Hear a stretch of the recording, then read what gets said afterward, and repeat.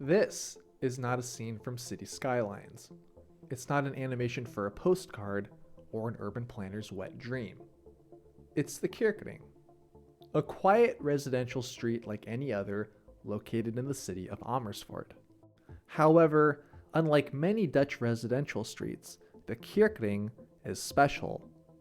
As you cycle into the street, you might notice this blue sign here that says the word Fietsstraat on it, along with the heavy presence of bicycle traffic. And this is the Sonnenstraße in Dortmund, Germany. It has a sign that says Fahrradstraße. But although the sign is repeated at every intersection, it feels like something here is missing. The cyclists. Stand here for 15 minutes, and you might see a few cyclists mixed in between the cars. Whereas the Kirkring and Amersfoort may have ratios as high as 15-1 for the cyclists. So, why do we see such a big difference between two streets that both mean bicycle street in English? The answer is the Fietsstraat on the Kirkring technically doesn't exist.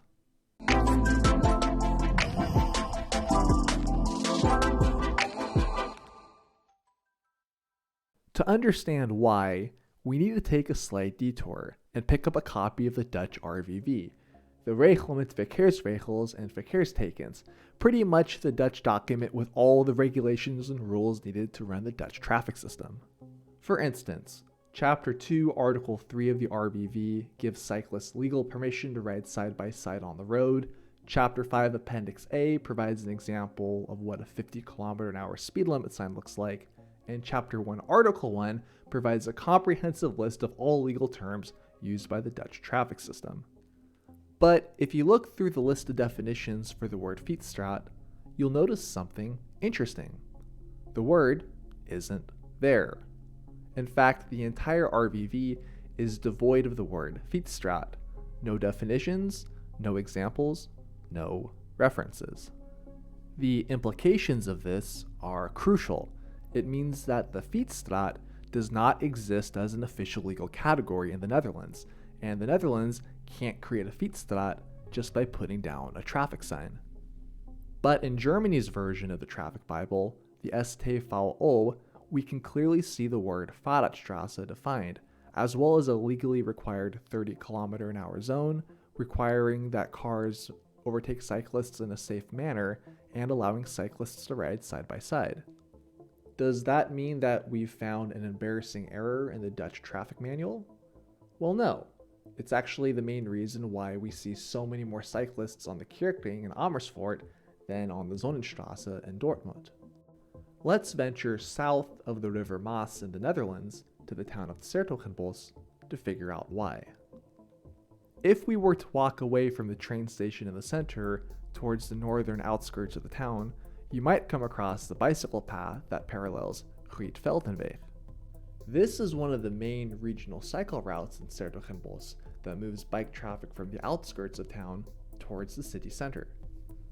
But as our bike path approaches out of Vlijmseweg, we hit a bit of a snag, namely the charming neighborhood of Bosveld, which has no main road running through it that we could continue paralleling our bike path along.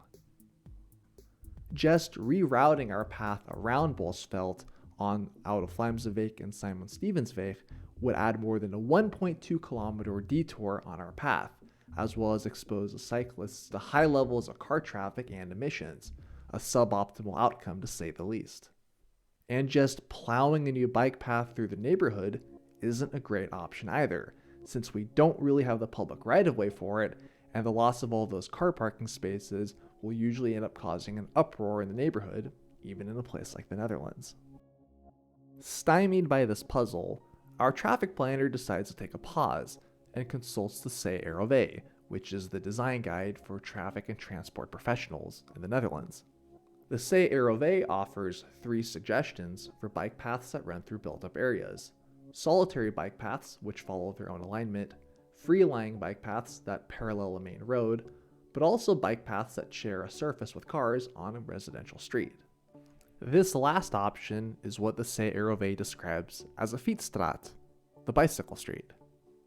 The CROV is quick to point out that the word Fietsstraat doesn't really depend on any signage put down or the appearance of the facility, but rather how the facility itself functions by having regional through bicycle traffic and local residential car traffic. This is laid out in no uncertain terms in Dutch at the top of the chapter, and it goes further on to state that the success of such a facility is directly tied to how effectively local car traffic can be rerouted. So let's try it. Let's use our new tool to run the route through this way. Let's make the entrance of the Fietsstraat exactly the same as the bicycle path, that way it's obvious for cyclists to know where to continue.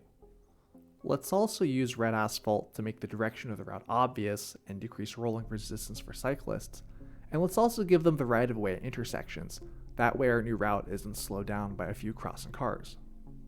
And to keep car volumes to a minimum, let's add a bollard or two to any possible through route for car traffic and make them go around.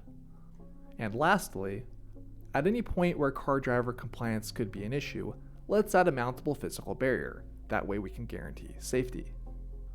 So there we have it. We've used the Fietsstraat to connect a regional cycling route outside of 's and connected it to a bike path that leads straight to the downtown. So how did we do?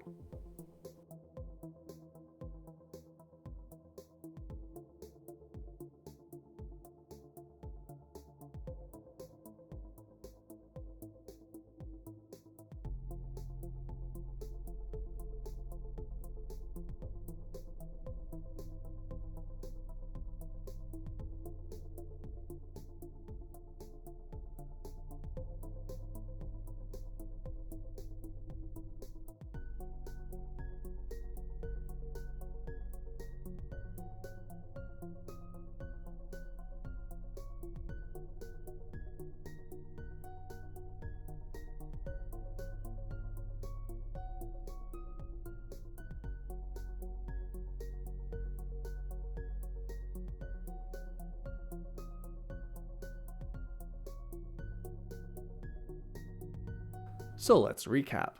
The Fietsstraat is the natural result of wanting to run a bike route through a built-up area, but then running into spatial constraints along the most direct path, which stops us.